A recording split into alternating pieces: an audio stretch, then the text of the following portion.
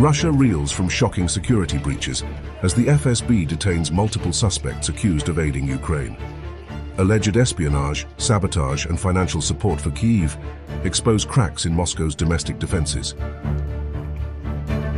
A Russian IT worker faces treason charges for allegedly sharing critical infrastructure locations via Telegram and providing intelligence linked to a planned contract killing of a police officer. The FSB has launched a criminal case. On September 23rd, a father-son duo in Samara were arrested for plotting multiple sabotage attacks. Authorities seized 13.5 kilograms of explosives, bomb components and drones aimed at a railway bridge over the Samara River. The duo confessed to previous attacks, including a July 2023 gas pipeline explosion, 2024 railway bridge blasts, and an IED at the Kuibyshev oil refinery transformer substation. Initially, it was a call to a certain Telegram bot. There, I was assigned a meeting after I filled out the form. This meeting did not take place. After that, another conversation was held with me, and I was offered to return to Russia. And the conversation was also held in an online format, right? Yes. And why did the meeting not work out? Because I was not allowed to go to the country where I was supposed to spend it. Tell me, please, did you choose the object of sabotage yourself? Or did your, how can I call it, careful person who helped you choose help you? In the end, I always chose the goals.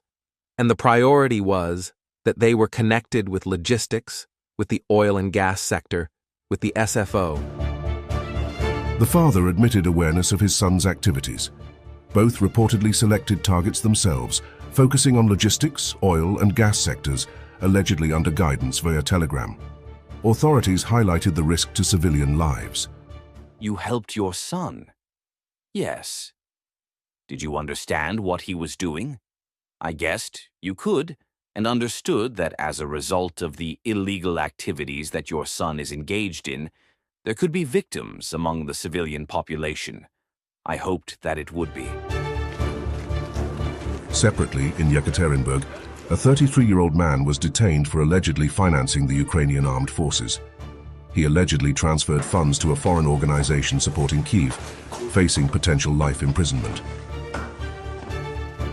These cases underscore vulnerabilities in Russia's critical infrastructure, combining espionage, sabotage, and foreign financing, showing that Moscow's domestic front is under increasing pressure.